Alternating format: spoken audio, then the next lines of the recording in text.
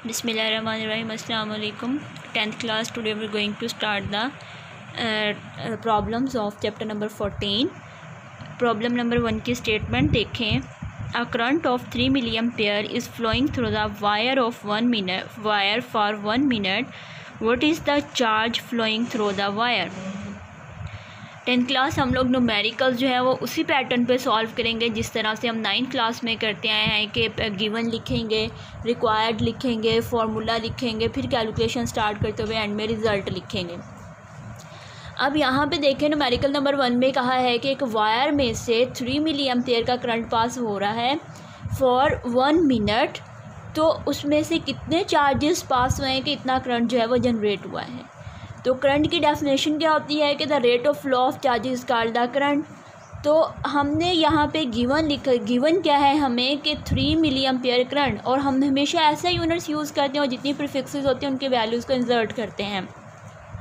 तो आपके पास मिली इक्वल होता है 10⁻³ के, और ऐसे unit of current is ampere. तो 3 milli ampere equals to 3 multiply by 10⁻³ ampere. Time in minutes है तो हमें ऐसे unit of time is second. तो 1 मिनट इक्वल्स टू 60 सेकेंड होता है। और हमने फाइंड क्या करना है, चार्जेस। तो by the definition of current I is equals to Q/T। और हमने क्या रिक्वायर्ड है, Q। तो Q is equals to I cross T।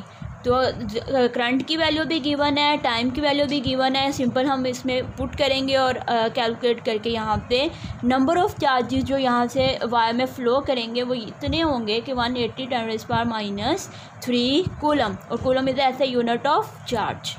Clear. उसके बाद न्यूमेरिकल नंबर 2 है, इसकी स्टेटमेंट है। एक्चुअली में मोस्ट ऑफ द न्यूमेरिकल्स जो है वहाँ पे हम ओहम्स लॉ को अप्लाई करेंगे। एक जैसे सारे न्यूमेरिकल्स होंगे, कहीं पे करंट फाइंड आउट करना होगा, कहीं पे वोल्टेजेस फाइंड आउट करने होंगे, कहीं पे रेजिस्टेंस फाइंड आउट करनी होगी। बहुत ही इजी से न्यूमेरिकल्स हैं, तो आप लोग इसकी अच्छे से प्रैक्टिस कीजिएगा तो इंशाल्लाह कोई प्रॉब्लम नहीं होगी। तो न्यूमेरिकल नंबर 2 की स्टेटमेंट है, at 100,000 ohms how much current flows through your body if you touch the terminal of 12-volt battery if your skin is wet so that your resistance is only 100,000 ohm. How much current would you receive from the same battery? अब हम लोगों ने hazards of electricity में एक dam condition वाला topic पढ़ा था। उसमें हमने कहा था कि human body in the dry condition offer करती है 100,000 ओहम रेजिस्टेंस, लेकिन इन वेट कंडीशन वो जो ड्रेस्टिकली जो है रेजिस्टेंस जो है वो डिक्रीज़ हो जाती है। तो यही 2 केसेस उन्होंने इस न्यूमेरिकल में डिस्कस किए हैं कि अगर ह्यूमन बॉडी ड्राई है तो उसकी रेजिस्टेंस जो है वो 100,000 ओहम्स है, और अगर वो टच करे टर्मिनल्स ऑफ बैटरी 12 वोल्ट को तो उसकी बॉडी में से कितना करंट पास होगा। फर्स्ट केस तो ये है। सेकेंड केस क्या है कि अगर वेट कंडीशन हो, बॉडी वेट हो, तो रेजिस्टेंस जो है 100,000 से डिक्रीज़ होके रह जाएगी यहाँ पे 1000 ओहम्स, और फिर सेम बैटरी को टच करने से उसकी बॉडी में से कितना करंट पास होगा। तो रेजिस्टेंस क्या है, opposition to the flow of the current. Resistance ज़्यादा तो करंट कम, ठीक है। इस यहाँ पे रेजिस्टेंस कम तो करंट ज़्यादा होगा। इसको हम कैलकुलेट करेंगे, न्यूमेरिकल से प्रूफ करेंगे इसी चीज़ को कि करंट का और रेजिस्टेंस का रिलेशन। तो पैटर्न गिवन हमारे पास, हम यहाँ पे केसेस बना लेंगे। पहले क्या है, फॉर ड्राई कंडीशन रेजिस्टेंस कितनी है 100,000 ओहम्स, बैटरी कौन सी है 12 वोल्ट बैटरी लगाई हुई है, कितना करंट फाइंड आउट, हमने क्या फाइंड आउट करना है, टू बी फाइंड हमारे लिए क्या है, करंट फाइंड आउट करना है। बाय ओहम्स लॉ जो फॉर्मूला हम यूज़ करेंगे V is equals to IR होगा। हमें क्या रिक्वायर्ड है, करंट रिक्वायर्ड है, तो अपनी रिक्वायर्ड चीज़ को, अपने रिक्वायर्ड टर्म को हम अलग कर लेंगे, सेपरेट आउट कर लेंगे, बाकी को हम एक तरफ कर लेंगे। तो यहाँ पे R जो है वो करंट के साथ मल्टीप्लाई हो रहा है, दूसरी तरफ जाके डिवाइड हो जाएगा। तो आपके पास जो फाइनल इक्वेशन बनेगी वो I is equals to V/R होगा। कैलकुलेशंस में हम इसमें सिंपल वैल्यूज़ पुट करते होते हैं। I is equals to V/R, V is equals to 12 volt battery है, रेजिस्टेंस कितनी है 100,000 ओहम्स है। कैलकुलेट करेंगे तो आपके पास आएगा 1.2 मल्टीप्लाई बाय 10⁻⁴ एम्पेयर। उसके बाद in case of wet condition same to same हम उसी तरह ही करेंगे। रेजिस्टेंस जो है वोल्ट बैटरी जो है वो उसको करके इसी फार्मूले में वैल्यू पुट करके आप आंसर निकालोगे। तो वो आपके पास आंसर आ जाएगा 1.2 ×10⁻² एम्पेयर। आप लोगों ने इसको खुद करना है, फिर आप कंपेयर कीजिएगा कि जब रेजिस्टेंस डिक्रीज़ हुई है तो करंट की जो वैल्यू वो इंक्रीज़ हो गई है। दोनों को कंपैरिजन करके आप इसको देख सकते हो। क्लियर। उसके बाद न्यूमेरिकल नंबर 3 है 10th class. Next numerical 14.3। The statement is the resistance of a conductor wire is 10 MΩ if a potential difference of 100 volts applied across its ends, then find the value of current passing through it in milliampere। इसमें आपके पास इस numerical में again वही है कि resistance given है और potential difference जो कि सर्किट के अक्रॉस अप्लाई किया हुआ है उसकी वैल्यू गिवन है। फाइंड हमने करंट करना है और करंट की वैल्यू हम इन मिली एम्पेयर फाइंड आउट करेंगे। तो गिवन क्या है, रेजिस्टेंस 10 MΩ। तो मेगा इक्वल होता है 10⁻6 के प्रीफिक्स यूज़ की हुई है, उसकी वैल्यू इंसर्ट करेंगे 10⁻6। 10 × 10⁻6 ओहम्स के इक्वल हो जाएगा। पोटेंशियल डिफरेंस जो है वो 100 वोल्ट्स हो गया। रिक्वायर्ड क्या है, करंट, और एंड में हमने जो रिज़ल्ट देना है वो करंट की वैल्यू एम्पेयर्स में नहीं बल्कि हमने मिली एम्पेयर्स में देना है। फार्मूला में हम लोग जो है वो अगेन ओहम्स लॉ अप्लाई करेंगे। ओहम्स लॉ V = IR होता है। देन करंट हमें चाहिए I = V/R। फाइनल इक्वेशन हमारे पास ये बनी। उसके बाद हम जो है वो कैलकुलेशंस करते हुए इसकी वैल्यू इंसर्ट करेंगे। तो यहाँ पे 100 वोल्ट्स पोटेंशियल डिफरेंस है, रेजिस्टेंस की वैल्यू पुट करेंगे, इसको सिंप्लीफाई करेंगे। सिंप्लीफाई आप डायरेक्ट कैलकुलेटर से भी कर सकते हो, लेकिन अगर यहाँ पे इसको कट कर दें तो बाकी आपके पास 10 और ये पावर जो है वो नीचे पॉजिटिव है, ऊपर जाके क्या हो जाएगी माइनस। तो करंट इन एम्पेयर्स कितना होगा, 10 × 10⁻6 एम्पेयर्स होगा।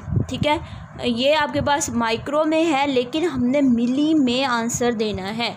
तो मिली जो होते हैं वो उसकी वैल्यू जो आपके पास प्रीफिक्स मिली है वो इक्वल होती है 10⁻³ के। तो यहाँ पे हमें मिली चाहिए तो हम क्या करेंगे, इस 10⁻6 को ब्रेक कर लेंगे इन 10⁻³ या 10⁻3। अब यहाँ पे मिली की वैल्यू तो मिल गई 10⁻³ एम्पेयर, ये आपके पास आ गया मिली एम्पेयर के इक्वल। अब ये जो बचा इसको कैलकुलेटर से सॉल्व करते हुए या आप जो है इसको मल्टीप्लाई करेंगे, पॉजिटिव है ये नेगेटिव है, तो आप देखें कि 1 - 3 इक्वल बचेगा 1 - 3 इक्वल बचेगा 10⁻² के, which is equals to 0.01 milli ampere. Clear. तो हमने यहाँ पे रेजिस्टेंस और पोटेंशियल डिफरेंस गिवन था, हमने करंट फाइंड आउट करनी है और करंट की value in milli ampere find out करनी थी। तो नेक्स्ट न्यूमेरिकल देखते हैं। Next numerical is 14.4 and the statement is by applying a potential difference of 10 volts across a conductor, a current of 1.5 ampere passing through it, how much energy would be obtained from the current in 2 minutes। यहाँ पे potential difference given है जिसके result में circuit में से current pass होगा और 2 minutes के लिए होगा। तो फाइंड क्या करना है, हमने एनर्जी फाइंड आउट करनी है जो इस करंट के रिज़ल्ट में मिलेगी। तो यहाँ पे गिवन आपके पास है वो पोटेंशियल डिफरेंस 10 वोल्ट्स, करंट है 1.5 एम्पेयर, टाइम है 2 मिनट्स। ऐसे यूनिट में कन्वर्ट करेंगे तो 1 मिनट इक्वल्स टू 60 सेकेंड्स, 2 है तो 2 से मल्टीप्लाई करेंगे तो total time is 220 seconds. Find हमने एनर्जी करनी है जिसको हम यहाँ पे W से रिप्रेजेंट करते हैं। तो फार्मूला आपके पास आएगा इलेक्ट्रिक पावर का, जिसको हमने कहा था कि the amount of energy supplied by the current in unit time. तो यही हमने एनर्जी फाइंड आउट करनी है। तो यहाँ पे इलेक्ट्रिक पावर का फॉर्मूला लिखेंगे P = W/T।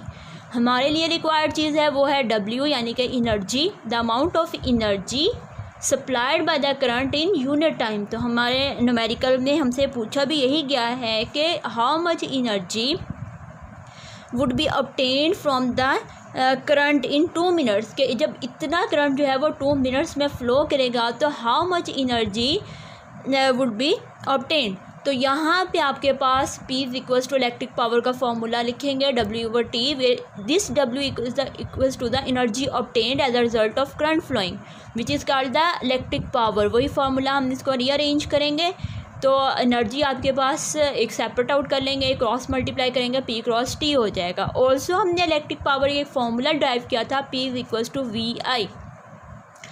उसकी वैल्यू हम उठा के पी में पुट कर देंगे। यहाँ पे पावर वाली पावर में इलेक्ट्रिक पावर के इक्वल होगी। इक्वेशन हमारे पास जो होगी इक्वेशन नंबर ए जो है वो आपके पास जो है वो बन जाएगी v multiply by I multiply by T, यानी कि p जो है वो इक्वल होता है v i के। इसकी वैल्यू हम इक्वेशन में पुट करेंगे तो फाइनल इक्वेशन जो हमारे पास एनर्जी की बनेगी वो आपके पास w इक्वल्स टू v/t बनेगी।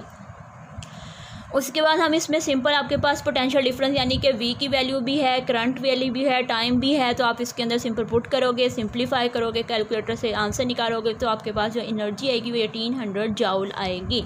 यानी कि 1800 जॉल एनर्जी जो है वो प्रोड्यूस होगी as a result of 1.5 milli ampere current flowing in the circuit for 2 minutes. तो ये रिज़ल्ट है आपका। हमने 1 से 4 तक न्यूमेरिकल डिस्कस किए हैं। अच्छे से आपने इनकी प्रैक्टिस करनी।